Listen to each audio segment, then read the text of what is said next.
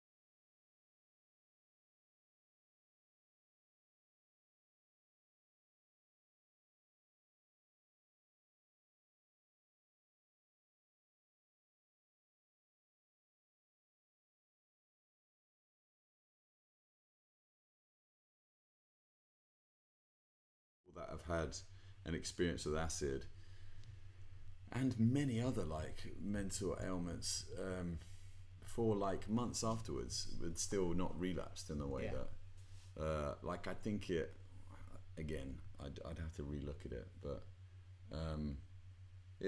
it can just boost your mood, and I would have taken anything there. If you'd given me a pill that would said like you won't feel like this for a fucking day and a half, I would have had like 10 of them.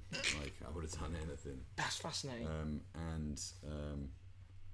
And also I think it gave me, in such an apathetic state that I was in, I was traveling the country, surrounded by brilliant people as well, and like there's a bit of respite, but on the whole I was just like fuck, you know, just drudgery, and it gave me this like beacon of hope that I was like fuck. So I'm like researching it and thinking like, and it's difficult as well, isn't it? Like it feels like I had to go into the dark web and buy fucking gear off. So okay, so let's talk about this. This is what I've never done before. This is what I find fascinating. So so you just made a decision. You're like, right, I'm gonna experiment with acid. How does one go? Okay, we're not sort of advocating how to do this, but essentially you have to get your hands on some acid. And what was I had actually had it. Oddly enough, I'd had like a quarter of a tab at Secret Garden Party years before. So you had experience with it? Yeah, I had an experience with it, and I remember after that, I was in, you know, that was the first time that I was in a bit of a dark place, I think. And that night, everything melted away, like all my trouble, and it was just like sheer joy, like to the point where the guy I was with, James, bless him, and he'd just broken up with his girlfriend like that day. So he was looking for all kinds of other drugs, but he wasn't on acid actually. It was pissing him off because I was so happy, like, and I was just having like interactions with people. There was this bit, I was probably so fucking irritating, as unreal. This bit where I had a little water gun, and just like the joy of, I kept spraying this guy, and he was finding it pretty funny as well, like when he was turning away, and then I'd spray him in like the ear, like from across the room and stuff. And it was just like playing, you know, where you're not bogged down with shit, like just like a child, like playing. So just the weight was kind of taken. So that's quite interesting. So because it's funny, like I say, going back to an earlier point, is when I said to you, you know, people have perceived you as not being someone who, you know, should be perceived as someone who has mental health issues. Yeah. You're, you know, you then basically are also the same guy who's not, in my you know experience, is not a massive drug. I mean, you don't do drugs regularly. I mean, that's the thing. So I think a lot of people have that associations with acid of being like, you know, some sort of new age hippie, like whatever. So it's quite interesting the fact that you reach that conclusion of trying to cure your depression with acid via means that, yes, you had some experience with, but it wasn't like you were kind of flying the flag for LSD and acid by any means. No, not one bit. I think I was in a state where I was like, I think with that depression as well, yeah, it can make you reckless, because I think you'd try anything.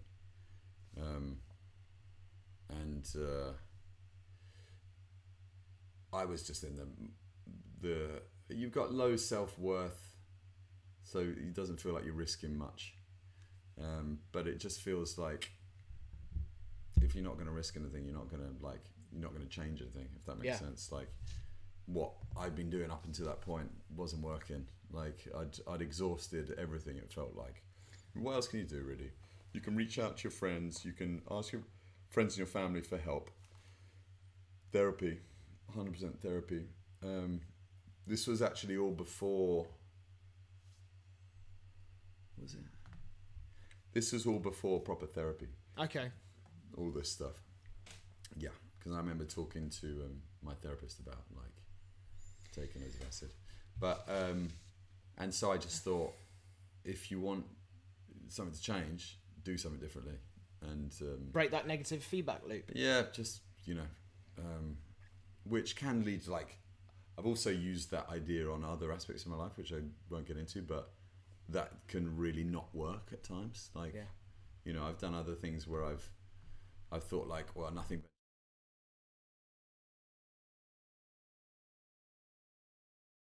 but the normal, then you've got to do the extraordinary. Not always a good idea, but you know, again, nothing ventured, nothing gained, so you get the experience. But yeah, it was all about being safe, which was, so you're buying drugs off the internet.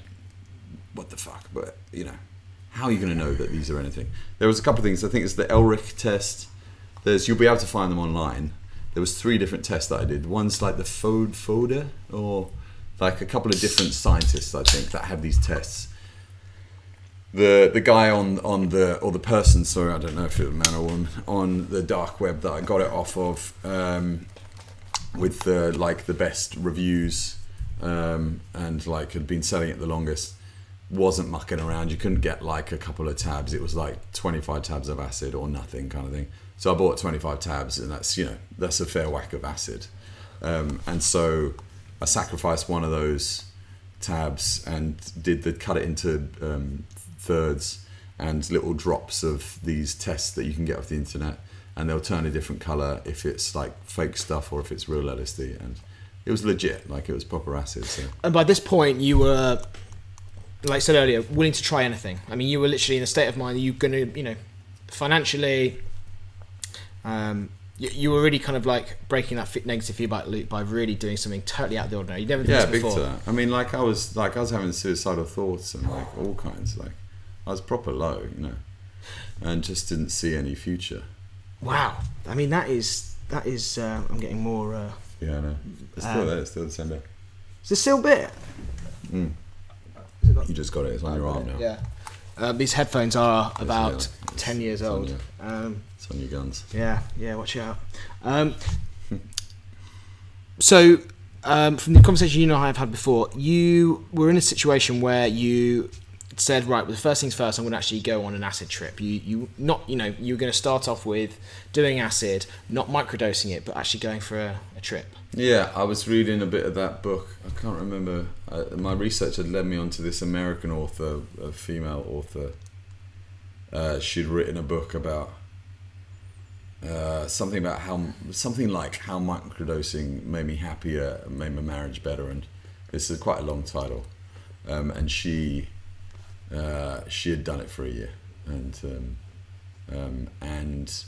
I was reading a couple of bits in her book, and it said that, I can't remember her reasoning now, but the first time maybe just to have an actual trip, like, do a macro dose as opposed to microdose. Yeah. And for those of you who don't know, micro versus micro is small, macro is big. Like a proper one, yeah. The difficulties, like the actual logistical difficulties, you don't know, these are unregulated, you don't know what you're getting. So I've done the test, I worked out how much that was. Whatever on the internet, Mr. Internet Man, whatever he says, however strong they are, probably knock like, I don't know, a fraction of that off. Sure.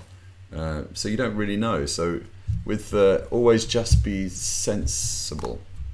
Like the first time I did it, I didn't just have a tab, because these are quite strong tabs. There's also only so much you can put on a blotter, I think. Sure. But, rather than getting to like maybe the technical side of things, you decided to go on this acid trip. So you bought this off the internet, you tested it, you were in a safe mind where you thought, right, okay, this is, legit. Yeah. And then I told walk us through that process, if you in as much or as little detail as you want to. But how the first trip that I had. Yeah, I guess the kind of your first experiment with trying to use LSD as a cure for your depression, like just on that day, if you like, you've done the test, you're good to go. Just walk us through that So I'd researched how the therapy used to work. Right. And so it led me down this path of like, I'd written down a series of questions that I wanted to ask myself when I was on acid. Questions that I wanted a different perspective on. Yeah. Also, for self-care, I had... you're very suggestible when you're on acid. In what way? So if everyone always talks about having a bad trip, right? Right. Which, when you're depressed, it's a pretty risky time to do it in a way, because like if you're in a pretty negative frame of mind, then what's to say that it can heighten any emotion that you're in? So what if you're just like outrageously fucking depressed and you throw yourself off a building, Yeah. So, but you're very suggestible, so you need some kind of safety mechanisms in place, and one of them is make a playlist of all of the songs that make you feel fucking brilliant. So you've got that, And so when you're on your trip, if at any time you start having a bad time, you can put that on, and it should. I mean, I was listening to a lot of great music, because I'll get onto why. And it does make you feel fucking brilliant, you know. And I told, so I was in a relationship.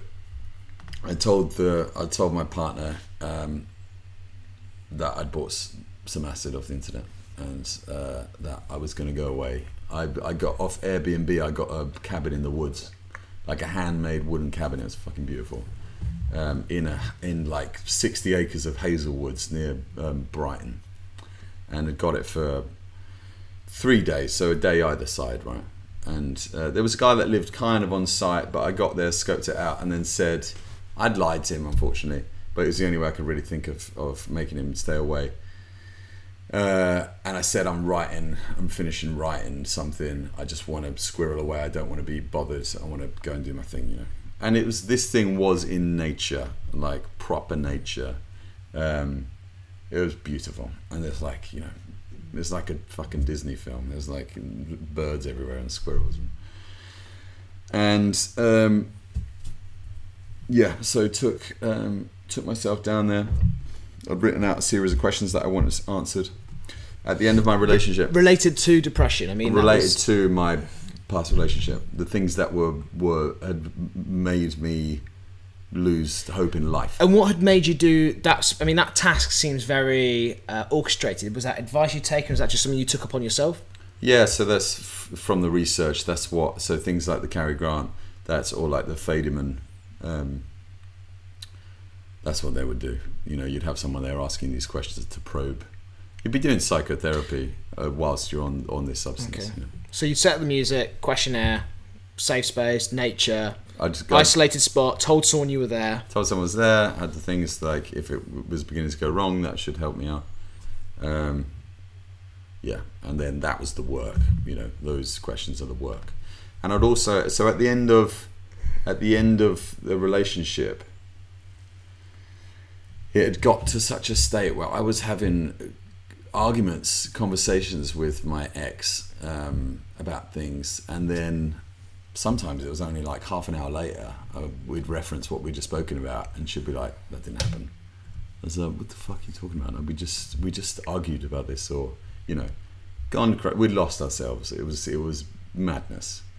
So I was recording. I was recording our arguments. I was recording our conversations when it was getting really deep, because we were talking about very big things. She was accusing me of some things as well, which categorically weren't true. And I was desperately, because I was so under this person's spell, I was desperately like trying to see the way in which that I was to blame in a lot of this, or to blame in the way that she was framing it. Sure. I think when you're in that kind of relationship, irrespective of who's supposedly initiating things, you're both to blame. We had got ourselves in an abusive relationship, and we were being abusive to each other. Okay. I think the difficult thing is that whenever people say abuse, you immediately think physical. The majority of it was highly emotional, verbal. It got physical a couple of times. Sure. So in terms of so going back to the experience in the woods that you had, you'd basically got to the point where you felt like you were in a safe space, you were willing to try anything, and then so rather than going into too much detail, like I'm sure it's probably not the most entertaining thing in the world to hear about what people experience on their acid trip, I guess more to the point, how did the experience go? Was it negative? Was it positive? And what was the aftermath of it like once you actually had, you know, taken your full dose of acid and gone on the trip? So I woke up really early in the woods. I ate beforehand. You won't eat much when you're on acid, on the whole, I think, in my experience. And that's like, that was researched off the internet, so I was kind of saying, yeah, make sure you eat a load. Got up, dropped tab of acid, had everything mapped out, and then it takes a while for it to kick in. And so then I'd taken some things to do as well, like I was painting actually when I first started, like just some activities to do, you know. I was whittling a lot at the time, but I was like, I can't have a fucking knife and what if it goes wrong? And I like start trying to cut things up. I remember one of my friends told me once with his friend, everyone's heard horror stories about acid. Totally. Where I think that's a lot of the he thought there was like £5 notes under his skin, so he was trying to like cut his skin off and stuff, whatever. You don't know if they're even true, but they might be. I think the big thing that I've found is that it doesn't make you mad. Things like spice and like these new synthetic drugs, they'll make you fucking mad. Like Sure. I've got family members that are prison officers, and the amount of madness that they get from those kind of things, which is why you don't want the synthetic shit, which this N-bomb and all that kind of stuff, because you don't know what that is really. Like, Sure. and yeah. But so done this, had my phone with the recordings on there, had my questions ready, and just paper to write, Yeah. And then I think it's like 45 minutes in. Also, I was journaling all of this, so I was just writing down. I should have brought that actually. It's quite interesting, like what the things that I was writing. And then like 45 minutes in, like I was becoming high, And then when I was proper high, that's when. Well, I was on a trajectory. Let me just ask, prior to taking the LSD, were you still in a very dark, depressive state? Yeah. Like even arriving at that cabin in the woods, even like everything that was going on, like at that point when this whole kind of journey began, you were in the same state of mind that you had been for a few months. I guess in a way it was alleviated slightly by On a Mission. Okay.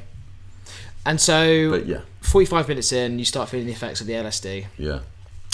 And like I say,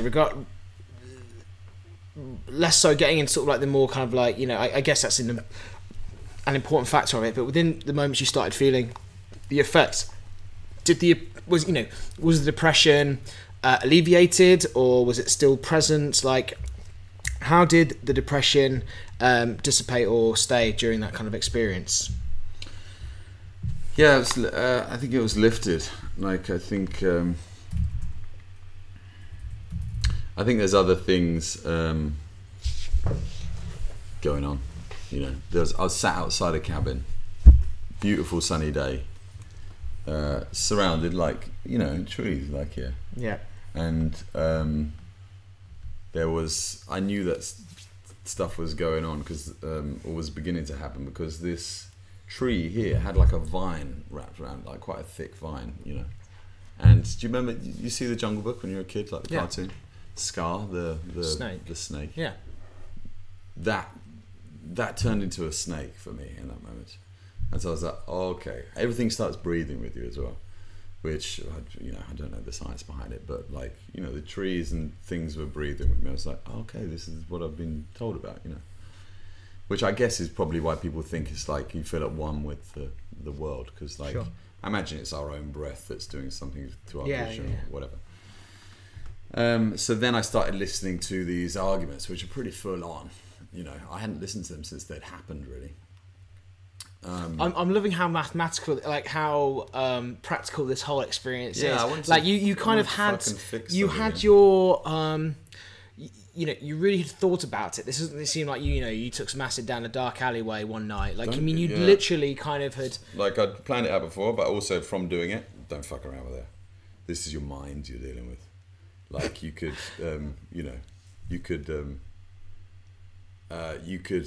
I've also heard stories about, like, there's a guy that dated a friend of mine who he was at a party and supposedly a bottle of acid or something fell on his fucking hand or something, and it would just seep into your skin, this stuff, like, and he's like crazy, like Sid Barrett, crazy. People, you can fuck around with it too much and it will make you crazy. Sure. Like, what if it, like ego death, we were talking about this, weren't you? You were telling me about this ego death. So ego death, for those that don't know, is the idea of like taking hallucinogenics and psychedelic substances, whereby it removes the sense of the ego, and therefore you just become like nothingness, and it's kind of like the death of yourself. You literally die, you know, metaphysically or spiritually, whatever you want to call it, which is an extremely traumatic experience for those who experience. Like I said, you know, this is nothing that I've experienced personally, but it's a fascinating topic. The idea that we need these drugs to take away the stuff that we build up around our ego within a modern society, you know, it's quite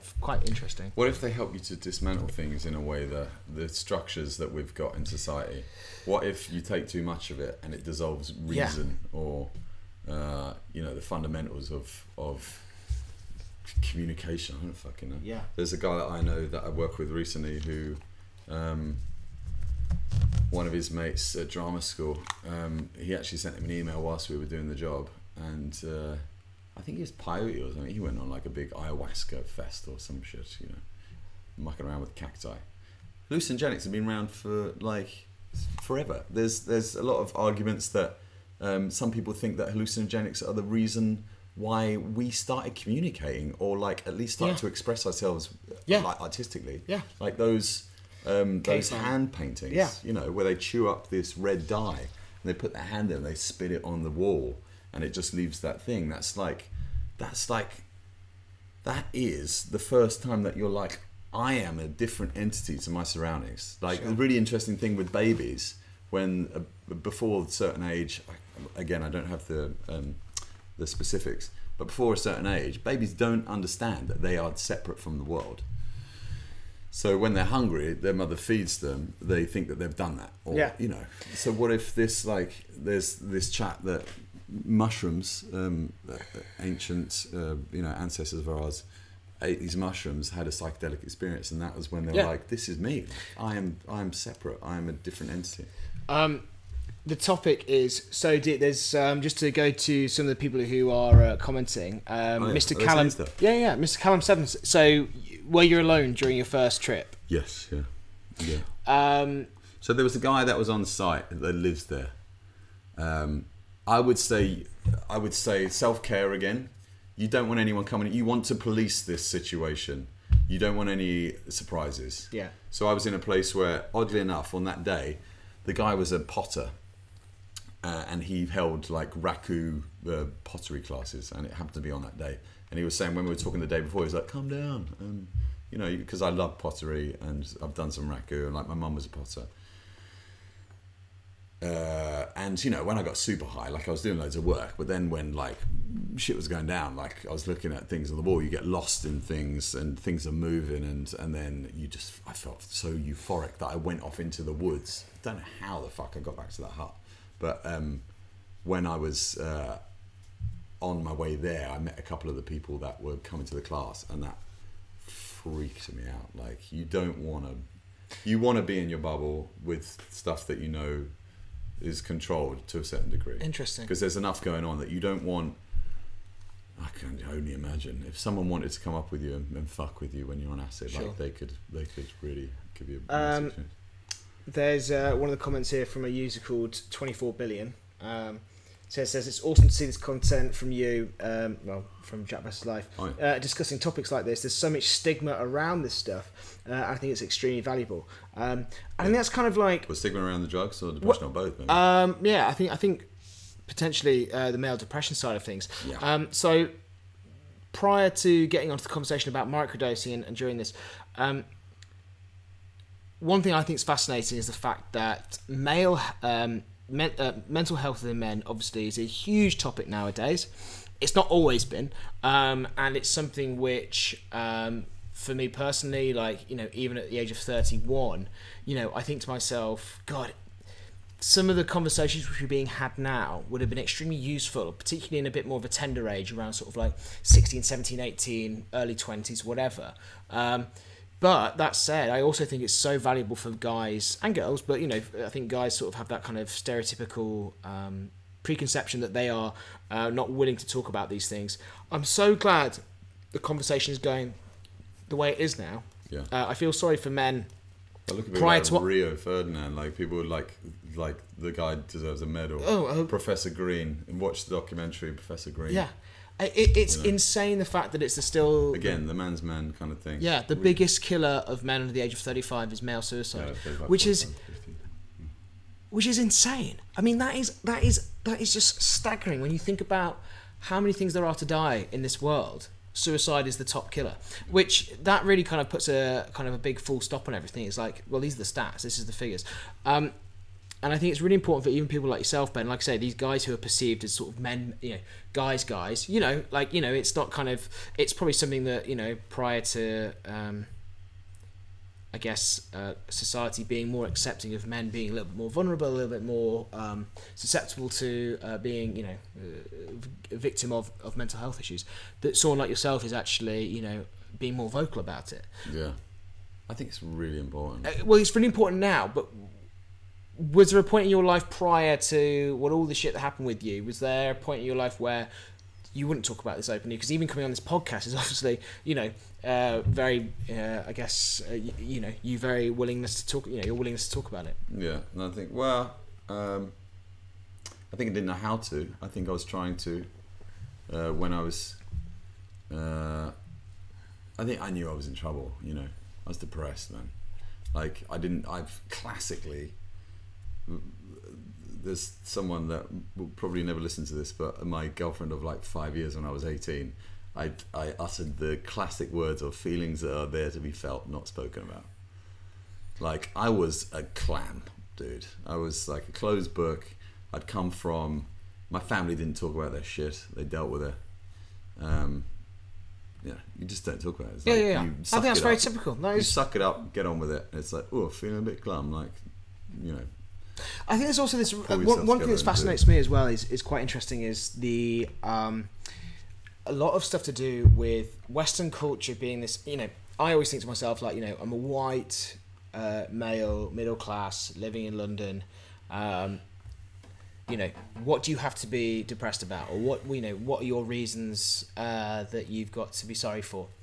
And I definitely appreciate the argument, this idea of like, first world problems kind of thing. And it's, I think you certainly need to be aware of it. I also think at the same time is you are you and your world is your world. I mean, you don't know that, people say like, why are you depressed? You're not living on the streets, you're not a heroin addict, you're not like suffered the social and social economical injustices which certain people have felt in our society. What reason do you have to be depressed about? Relative, isn't it? Exactly, and it is. And I think that kind of older argument you're talking about of like, suck it up, you got your health, whatever. It's like, actually, like, that attitude is essentially A, not helping the individual who's suffering, but also B, it's not allowing the person who's, spouting that advice, or if you like, that kind of mentality. They've equally got their own stuff going on. It's all this kind of thing is like, once you kind of open up the channel between a dialogue of two individuals, the more healthier it becomes. And it's just about getting to that point, I think, now where guys, from particular backgrounds or whatever, can sit down and be like, oh, I've had a bad mental health week. This week has been a bad week for me mentally. That would never happen. Even like, as young as we are, that would never happen 5 years ago. How you been? You could say, I've cracked my knee playing football last week. It's really hurting. Oh shit, yeah, you need to get your knee sorted. All that. If you sat down at the pub and went, not had a great mental health week actually. I've been a little bit anxious. I had a panic. I always struggle with not great mental health week. Yeah, exactly. But I think we should be able to be like, I feel fucking depressed. Like, I've been depressed today. I don't know what it's about. Maybe it's this. Maybe it's that. I think it's it's also, it's a minefield, isn't it? In the way that I think you can. Wallow in self-pity. Yeah. And you need to look at why people are doing that. Yeah. So there's a fine line between, you need to acknowledge when you're feeling shit. Yeah, totally. So I think that's what we're talking about with Eastern European or that thing before, where you need to be able to be like, God, I'm feeling shit. What's making me feel shit? And that's totally fine. And that is totally fine. Also, some things are just shit. Yeah. And that's part of being life. Yeah. Like, suffering. Yeah, absolutely. Or, that's the whole. People will enable you to suffer, and you will no doubt sabotage your life in a way that you will suffer. And it's just part of life. Like, it's really interesting, and I think that again, going back to this fairy tale bullshit, romance, shining armor. My life's not perfect. Shit. And I think actually this is a big reason I've spoken about before in this this podcast and live stream is. We have this preconceived notion of, what is life, which is then exacerbated and amplified by social media. went away, like it once again enters that negative feedback loop. And I've had personally, my relationship with social media has changed massively in the last year to the point where I've had to really look at myself and go, right, I need to stop following X amount of people, particularly from a professional point of view, not necessarily from a personal point of view. Like, if my friends bought a new car, I don't really get jealous of that. But if my friends, you know, or people that I know, or even people I don't know, are working on certain projects or doing certain things, I go, oh my, it's like, yeah, exactly. What's your value? What's your metric? If your value is, I need to be as successful as possible, and to do that, your metric of measuring that is, what are my friends up to? Yeah. That's you're like, literally, there's no ROI on that. There's no return on investment. You're literally going to just end at the bottom. Whereas if your value is, I want to be really content in the work that I'm doing, and I measure that by going, am I happy with the work that I'm making? And if the answer is yes to both, you know, it's like, well, great, that's fine. Don't worry about social media then.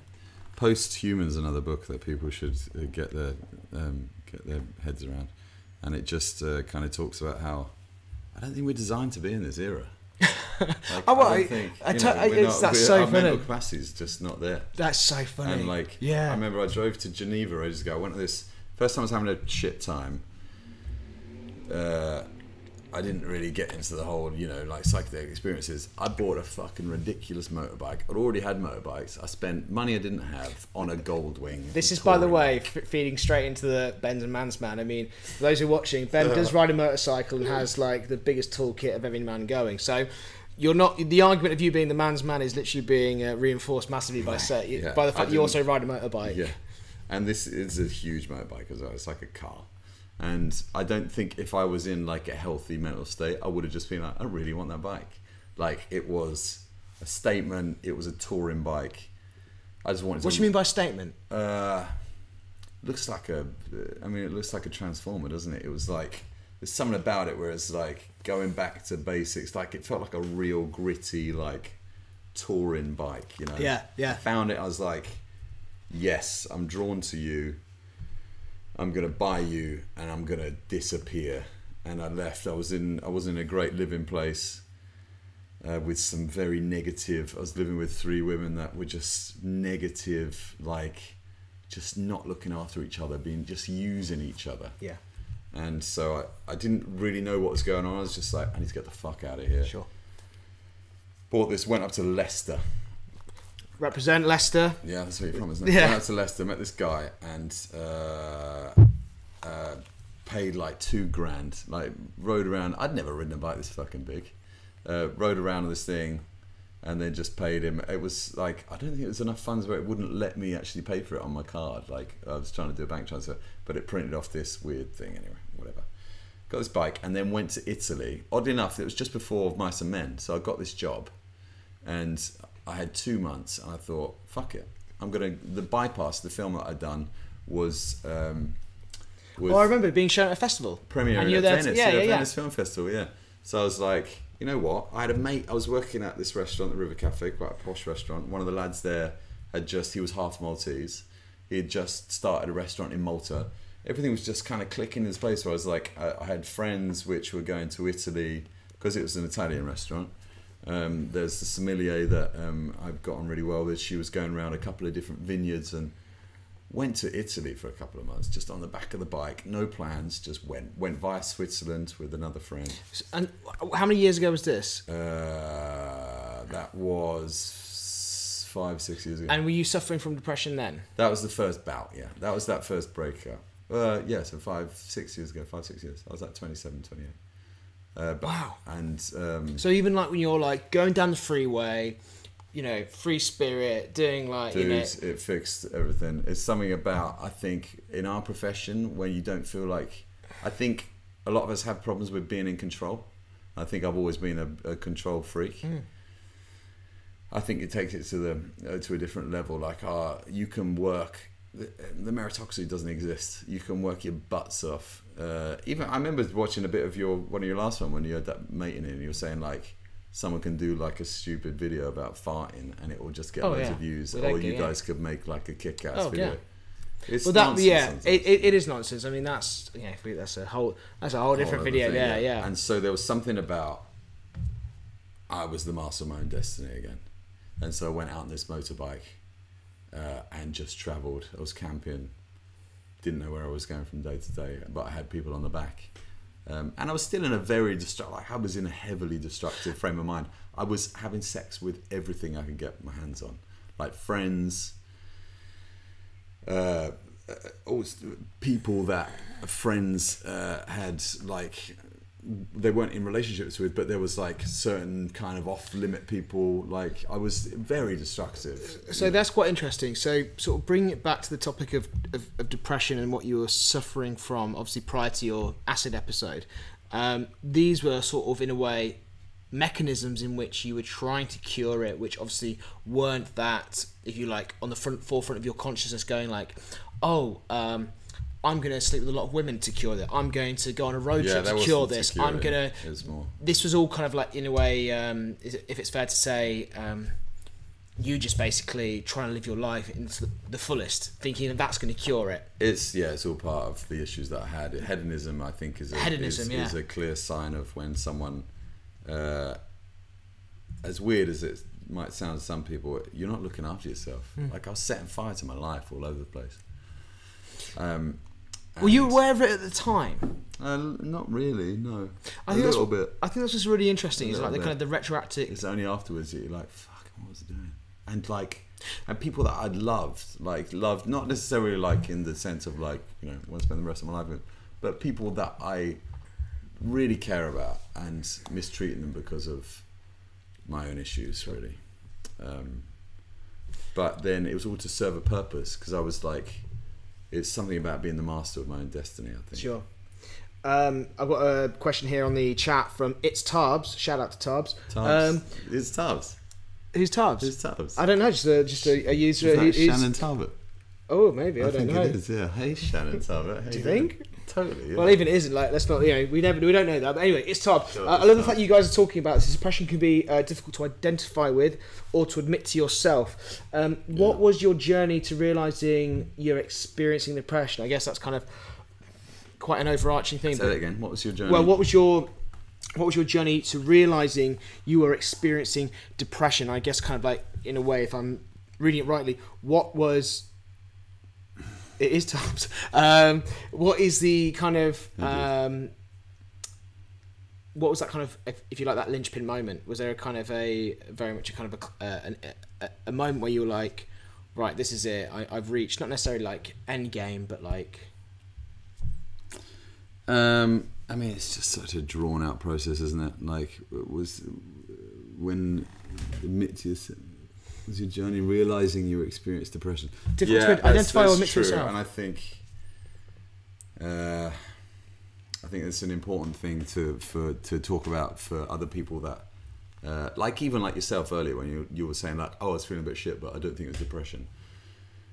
I think I've been saying that for so long. Yeah, I've been saying that for so long to yourself, because there is the stigma where you're like, you don't want to. I think you don't want to admit it. Oh, and absolutely. And I think what's interesting as well is it's all terminology, isn't it? It's a lot, much like. Can you just pass those headphones, by the way? Yeah, much like the when we were talking about abuse earlier, like, it's these terminology that people are kind of petrified about. Yeah. And I think depression. When did I know? I think it's this sustained. It's just MO, like modus operandi, like just fucking, just apathy. And I'd always been someone that had so many interests and like a zest, and yeah, just waking up and wanting to go back to bed, and not being interested, like not being involved. And also you're not aware, like I would say both of these things, I didn't, like when I was depressed the second time, I didn't just be like, oh fuck, I'm going to take acid and get over this. I think we're so clever as beings, you know. We're so like innately aware of what's going on. Like even like with diet. So, you know, we all crave sugar. I just bought some umami paste because I make fudge and it's like the fifth taste, right? And was just reading up on it, and you've got sugar that we crave sugar because our bodies naturally think that's energy, right? Umami, plants supposedly made umami as well because that's actually the fifth taste that we love. And so it's things with seeds, like fruit is really sweet because the plants fucking know that we want sugar. Yeah. So they make their fruit really sweet so that we eat it, so that we eat their seeds, and then we move and we shit the seeds out somewhere. Umami's another thing that we crave, and so there's certain things that have seeds which have an umami taste. And I think we just know, like you intrinsically know, like it's hard to articulate, but you just know when you're in trouble. And I think I wouldn't have really asked for help that much in the past. Sure. I started talking out about things when I knew that I wasn't able to sort it out. That's. I mean, I think it's so. quite. Yeah, I think it's the sustained nature of it that you're like, fuck, something's changed, Sure. and I need help, or Sure. I need to do something. So let's take it back to LSD, which is the whole point of this, because I think so hard this, isn't it? Because there's such like overarching. Oh, I mean, we could literally talk. I mean, we've been going go for on tangents for days. hour and a half. We've been talking. It's crazy, isn't it? I once again, I said to Ben, I was like, you'll be amazed at how much you can talk about something which obviously is a personal thing for you, but as someone who's interested in this, and like I say, I hope that people watching and listening to this find it interesting also, the length and the depth, because I mean, this taps into everything. I mean, we talk about relationships, that affects your mental health, then we talk about the remedies to it. For me, I think the interesting thing about all of this, and the reason I'm quite interested in it, is because men talking about this more than women, which is stereotypical, but the way that men talk about it, I'm so glad that we're getting to a point where we can talk about it in such an open forum. Yeah. And so, the mad respect for yourself, Ben, coming on this and discussing the things that you've experienced in the way that it is.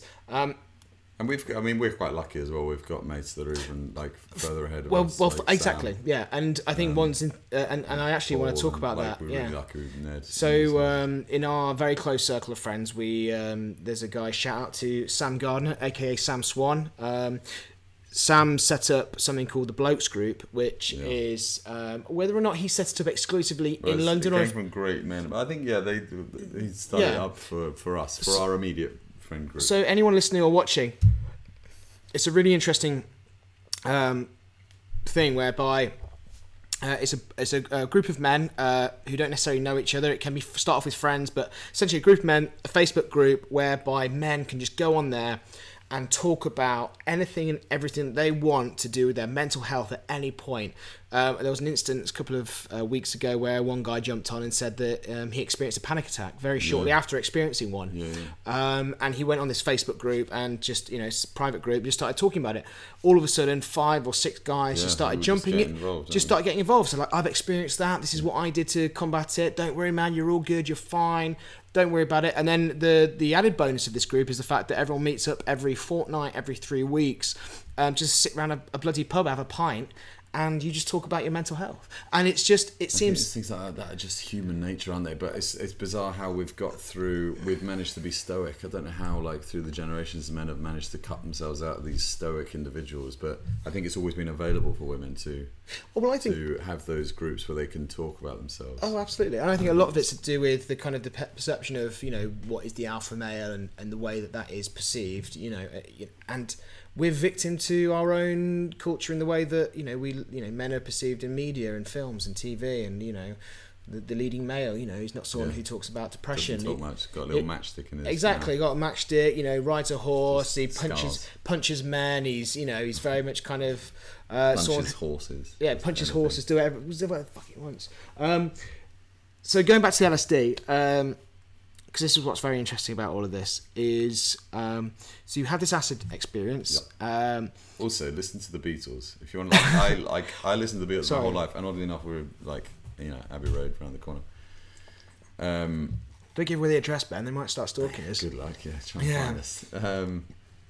But that was one of the, oddly enough, like, not only the avenues of listening to those conversations between me and my ex, which are fucking brutal, and just writing about things and and see it. I genuinely saw different parts, and I'd always seen the kind of the damaged little girl in my ex, and then I could see what I was trying to do as well. And I felt sorry for both of us. Like before, I think I always felt sorry for myself because I could only really see it from my perspective. But I think I felt sorry for her in a different way, where like, well, I won't get into it. It's just too big. But so it really helped me like see different avenues of what we were talking about, what I was what was going on there.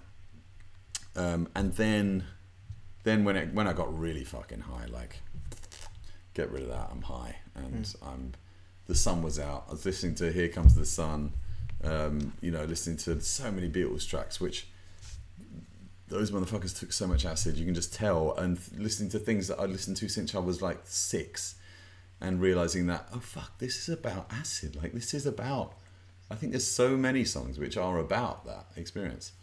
And then, skipped off into the fields and then got hold of my phone and were like calling mates and stuff. And, but then, when I came back, I felt light. Like I felt like a burden. I felt like I'd wrestled with something. And I think it was having an honest conversation with myself in my head. I felt like I'd reset a lot of things.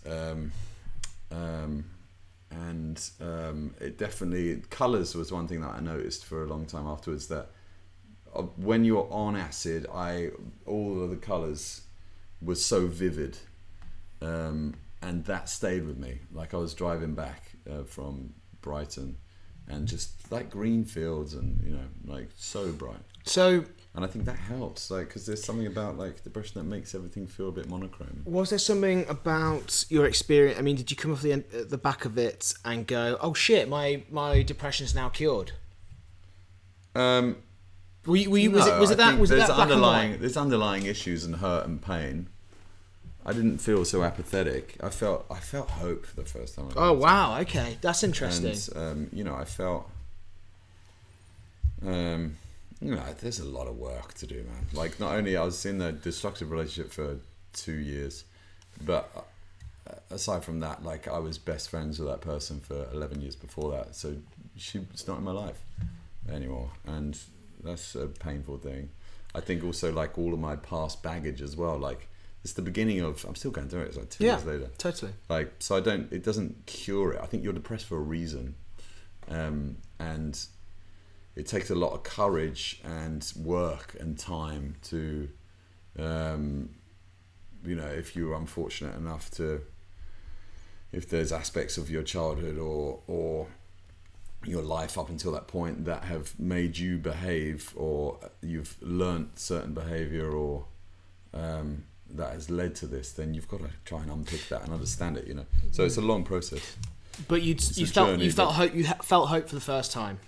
Big time. So, and then I was microdosing after that. Okay, so which basically after an hour, finally got hour and 45, which I mean, it's fascinating because this is obviously a subject which is full of lots of different avenues to explore. Yeah. So, did you know before you took acid for that macro dose that you were then going to start microdosing? Yeah, I think so, because it was talking about creativity. There was another aspect of it that I was really interested about. They'd kind of spoken about this in Silicon Valley, a lot of people using.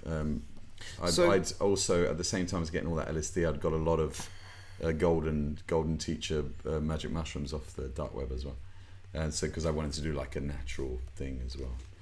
So that's quite interesting because in my research, for those of you who aren't aware of the kind of conversations which are being had around this, Forbes magazine back in 2015 released an article called LSD Microdosing, the New Job Enhancer in Silicon Valley and Beyond, written by Robert Glatter. BBC made a short film about this in 2017 for the Victoria Derbyshire programme, which is you can watch on YouTube.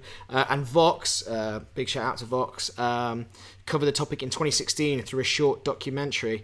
It seems that the internet and counterculture itself is sort of slightly ahead of the curve with this one. However, it's now, with these kind of examples, starting to infiltrate the mainstream. I wonder when microdosing, and I think it's important to stress when we talk about microdosing, from the experience that you've talked about it, microdosing isn't taking LSD to have the kind of hallucinogenic effects of it. Is that accurate to say? The whole thing, I think it's, I can't remember what it is now. It's either 12, it's between 12 and 25 Mics, yeah.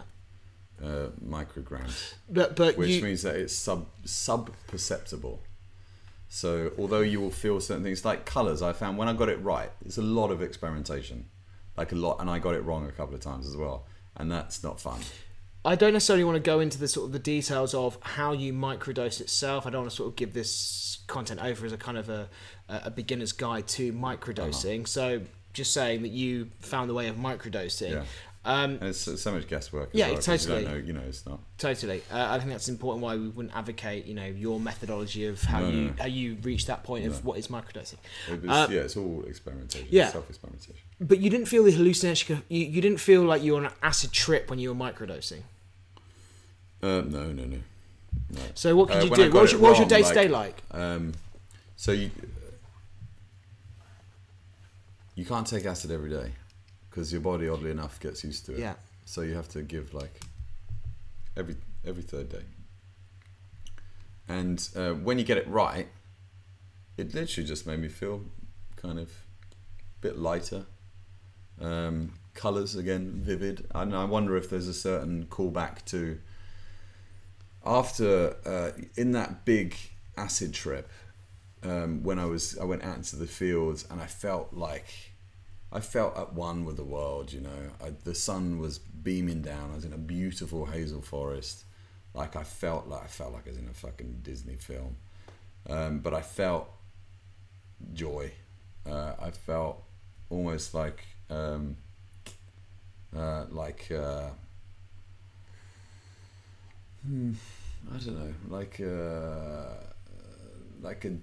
a higher experience, you know, like some kind of, I don't know, deity or something. I didn't feel like a deity, obviously, but like I felt like there was some kind of reason to the world. And I wonder if there's a certain callback to that as well with the micro dosing afterwards, because when you get the kind of vivid colours, everything just feels brighter, I would say. And it did. I don't know. So how long are you taking? Is it a daily thing? Is it something that you did for X amount of period? Like, did you have a plan? 3 months. Wow. So 3 months you were microdosing LSD on a daily basis? No. So not every day. It's every third day. Every third day you were microdosing? Yeah. Okay. In the morning, in the evening, like? Yeah, in the morning. However many drops, because you're diluting into things, but we won't go into it. A couple of drops under your tongue. And then just get on with your day. Were you able to function in normal society? I mean, could you converse with people? When you get it right, yeah, it's sub-perceptible. When I got it wrong, nah, it's not ideal. I'd obviously taken too much on one particular occasion, and like just fucking motor functions were a bit rubbish, and just didn't really want to be around people. And couldn't concentrate. I mean, you mixing it with other drugs like alcohol, like no. nicotine. You weren't smoking at the I time. was being very kind of like healthy in a way, you know. So 3 months of microdosing every third day. What were you during that time? Were you experiencing a positive change in your life? How was depression? How was your depression going alongside this microdosing? Throughout that time, I felt like I was properly battling it. I think I felt like I was doing something to fix it. That's actually, it led me to therapy in a way. Wow! So you actually were seeing a positive change. Yeah, and I felt like I was beginning to go through things. Like I was journaling a lot. I was beginning to actually look at my own behaviours, go back into the past and try and look at what was going on, and it led me to think that I needed help to kind of look into that. Interestingly, we've got Maddie. Which is when I stopped it, actually, with the therapy. I think I know who this is. Has been microdosing on and off for 3 or 4 months. 1 month on, every third day, 1 month off, and it was like hitting the reset button on my brain. Oh, cool. Then doing a large trip about a month ago, and it was truly a lasting experience. I haven't really microdosed since. I meditated and I came up and it framed up the whole trip. I would say meditation's something that I've probably replaced. I hear this so often, particularly on Tim Ferriss and Joe Rogan Experience. Individuals that go on Wim that. Hof, actually, guys, get the Wim Hof app. It's fucking brilliant. There's like breathing Tim meditation. Ferriss often asks the question on his podcast where he says, "What is the biggest investment with the biggest return?" or something along those lines. And so often the answer is investing the time or the experience into meditation. And it's just amazing how much now, and particularly hearing these comments, like how often that is becoming a common answer between individuals who are saying how beneficial it is. That was a part of the big trip, actually. I didn't mention that. I've got these Aquasync tracks, which supposedly allow, they send frequencies, like sound frequencies to your brain, which help you to meditate in a way. So I was listening to them when I was doing certain things. So I was kind of meditating through it as well. I mean, I find this like infinitely fascinating. I mean, I really do. And I think that what's interesting about this is the fact that, and I go back to this fact actually talking about it again, like makes me really want to do it again. Well, after a few beers as well, it makes you want to do it. Well, no, I've been thinking about it actually. When you asked me to come on and talk about it, I was like, because I'm in such a better place now as well, and I just wonder, like we say, like this is all a journey, right? Totally. And no matter where you're at or how good you feel, or I wonder if it's another time to try that out again, because I think there are some real benefits from it, and just like perception, allowing yourself to see different perceptions almost. In a way, would you say it's fair to say microdosing after the fact of the macro trip and the actual the beginning of the experimentation into LSD, was it the gateway in a way that just essentially also opened up other possibilities? You mentioned therapy, journaling, meditation. In a way that even if it didn't help directly, it actually also helped sort of like opening up options. Is that fair to say? Yeah, I think so. I don't know. I don't really know what it's done to me. I think it was just at that time it was the life raft that I needed, and I think I needed someone to throw that lifesaver out there, and because I was just in pretty tumultuous seas, and so it just gave me that space to actually to sit down and have a bit of peace and actually look around at what else I could do. This is funny. Yeah, this the individual. Once again, Maddox Hard. Such a handle. Who's that? Hard to the core. I won't name names, but yeah, I think I know this individual. It helped me in a way that SSRIs never had. I don't know what that is. That's that antidepressants, isn't it? Oh, really? Okay. I think it's serotonin re-inhibitors or something. Okay. And this is what's so interesting. So I was actually the first time. Actually, that's important too. The first time that I suffered from depression, I went to my GP and was telling him, like, I was just trying to tell someone. I was like, dude, I'm fucking struggling here. I cannot get out of bed. I've always been proactive, kind of being able to like hustle my way through, situations. And also being an actor. Fucking bothered, like couldn't be bothered. Someone would be like, if you go around that corner now, there'll be an opportunity for you. But like, cool. I'm just checking out, mate. I'm just gonna sit here and fucking do nothing. Probably not even watch TV. But went to the doctor, and their first port of call is, we can give you some antidepressants. And I just knew that my mum took antidepressants. They're dog shit. I think they really help some people when they're in a bad way. Like I've only ever once said to someone that I know, I think maybe you should get some antidepressants because I'm worried about them killing themselves. But up until that point, there's something about them, they don't know what they fucking do half the time. I just didn't want to get into that because, like, I know a lad that I went to school with who had a breakdown. He was smoking a lot of heavy skunk, and he lost his mind. Highest dose of antidepressants, and he's only just come off them like a little while ago. Like I'm talking like months ago, and this happened 12 years ago. Like, he's been weaning himself off these fucking things for years. And I just didn't want to get into it. Sure, and I totally appreciate that. Which is why I wanted the mushrooms actually more, because I'm a firm believer in plant-based. Yeah, and LSD is synthetic, I guess. I mean, it's created. It is a chemical, but it's like it's synthesized on something which is already there. In my research, psilocybin. In my research, there's also a great documentary on Vice by Hamilton, I think his name is, who does a series of basically just sort of like DMT. DMT, and he does the whole smoking frog.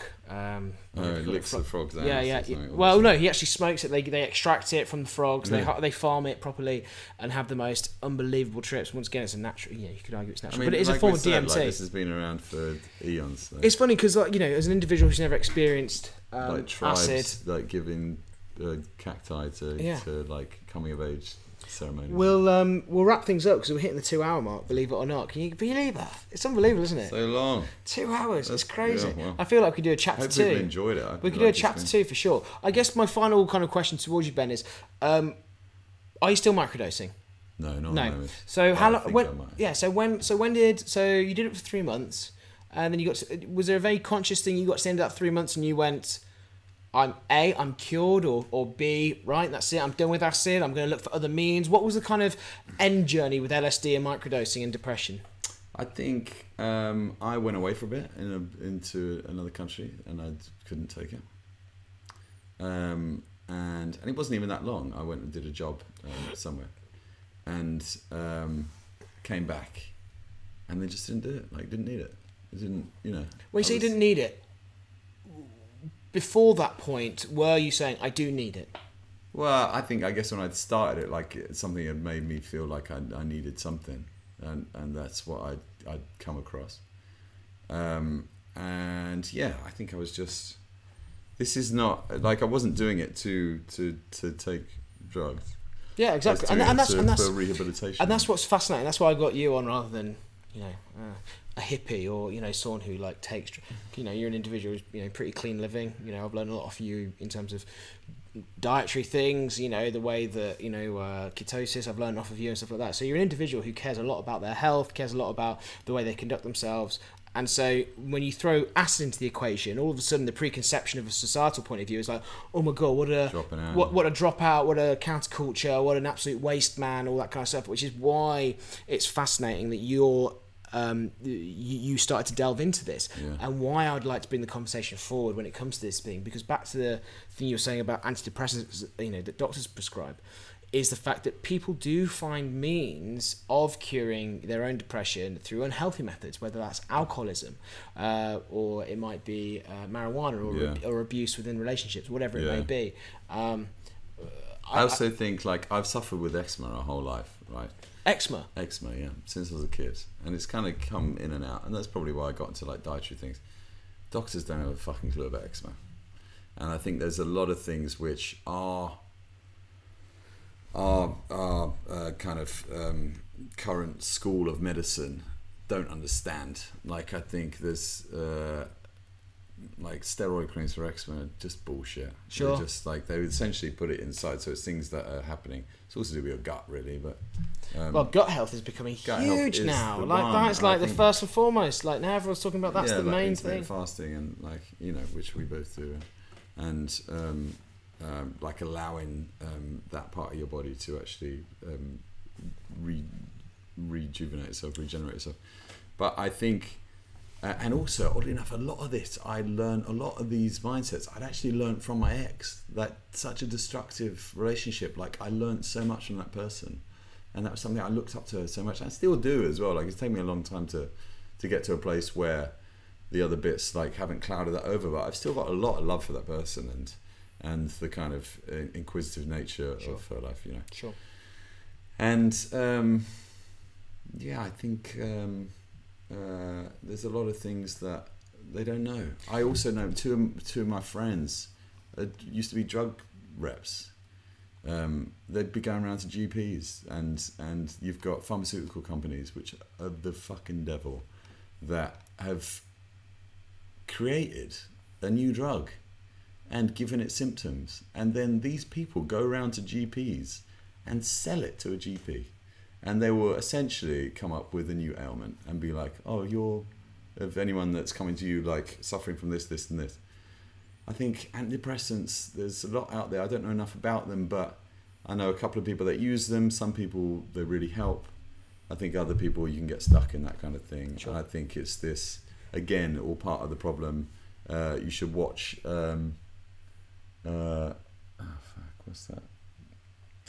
Not the Stronger, Faster, but that American dude that did the Prescribe. Oh, you mean the guy who did the McDonald's thing as well? No. This guy, his brother died. He did one about steroids like a long time ago, and then he's done Prescription Me. Prescription Me might be called that.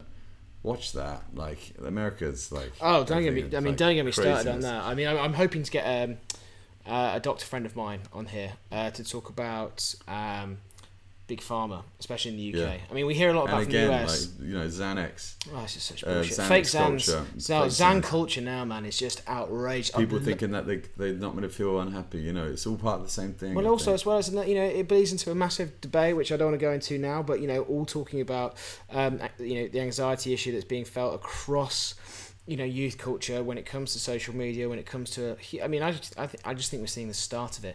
Xan culture now, and a lot of people don't know what that is, but literally like Xanax as a drug. I really worry about like the generation under Yeah, us. I think, and the thing is, like, we were just on the edge of that bell curve, I think, of just the kind of catching the wave of it, but we were kind of like still riding the shallow waters. Yeah. So final Like question to you, Instagram, Ben. like, Yeah. well, So it's interesting. I think a lot of this format of this content that I want to make is based on the idea of unfiltered. So this is not edited. This is literally two people having a conversation, which I think is so important, because a lot of social media people and you know, people who are influencing the next generation's opinions do come a point of view. It's like, well, this is pre-recorded, and this is how perfect my life is, and here's my Instagram account, here's my Twitter account, so on and so forth. It doesn't help. Hold it does, you know. I'm not saying, you this know, I'm is not, real life, and this we're is real both life. just wearing pants. We're literally in our Somebody pants just in my said bedroom, like having a few beers, having a chat. This is unedited. We had mic issues earlier. Like, this is all very natural. So I suppose my final question is: A, overall, did microdosing help your depression? And B, would you do it again? Or I guess, what is your state now with depression? Your relationship with depression? Yeah, I think it is. I think at that time, I think it really helped me, and I think it took the edge off in a way that I needed it to. And maybe if it's even like similar to that, might not necessarily be the microdosing itself. This is why actually I've been quite interested to try it again, because much like, I think that's why I bring up the motorbike story before, when I went on a tour to Malta and Venice and all that kind of stuff. Maybe I was just doing something where I felt in control, where I was doing like, I'm a psychonaut, I'm an adventurer on a motorbike, I'm in control of my own destiny. Maybe I'm a psychonaut with these micro doses where I'm like, I'm in control again, I'm doing something which is helping me.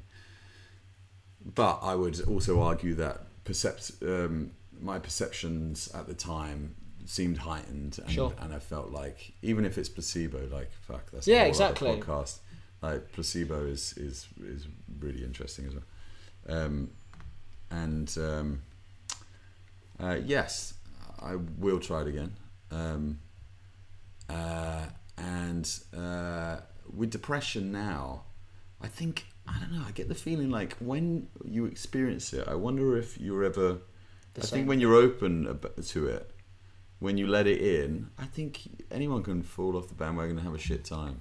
Like, I'm still in therapy. I go and see someone once a week, and I'm learning a lot. Like, I'm in a very kind of work-based frame of mind when it comes to that, where she's given me books that I'm reading, and I'm trying to learn about classic shit, like male point of view of like, just give me the tools and the answers and I'll go off and do it. Kind of like practical, rather than being like, this is a long. A while ago, yeah. When I was like, can you just tell me what I need to do? Exactly, yeah. And that's all part of it. Like, yeah, totally. It's like, subjecting your will to someone else. Totally. Like, is all part of the problem. So yeah, I think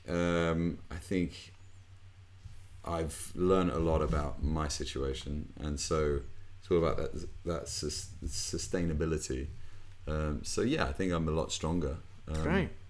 And I would say that microdosing did help me, but then again, it just doesn't. It might not. So like, no, exactly. I microdosed the mushrooms, and I powdered them up, made them into little pills, and even when I got the dose right, that didn't work for me. Sure. So it might not work for different people. And I guess the important takeaway is at least the conversations being had, that there are things out there, and the ultimate takeaway, I guess, putting words into your mouth, is just try stuff and be open about it. And whether that's acid or microdosing or therapy or journals or whatever it may be, is the fact that recognize the problem and then sort of action it. I would say the big takeaway for me, actually, which is from my personal experiences, the times that I've done stuff like this. So I told, before even that big trip I did, or the microdosing, people in my life, as the macro and then the micro, people in my life I was speaking to about it, which I think is a big sign. That's it. I've also done other things with other drugs, which I won't go into, which were hugely detrimental to my health and also myself, which I actively didn't tell anyone. And I think that's a big thing, because again, we are very perceptive, and I think if you can't tell anyone about it, I'm not saying the world, I'm just talking about anyone, it's probably because it's a really fucking bad idea. Totally. And so, yeah, I would say experiment. I think that's what it's all about. Like, experimenting, but be safe with it. Be clever and talk to people about it, and then explain yourself. Do your research. Explain why you want to do it. Totally. And then if they love you and know you, then they'll go along with it. All right, well, we'll wrap it up there. I just want shake hands. Oh yeah, absolutely. I just want to say this could be a thing. Yeah, I've really enjoyed it. I'm glad you did. And I hope people get something from it. Well, look, I just want to say on behalf of myself and anyone watching who's listening to this, like, I really appreciate it, but I know it's not the easiest thing to come on, essentially go on the internet and sort of bear all in the way that you have. So greatly appreciated, and like I say, I hope people from hearing this conversation can take something away from it.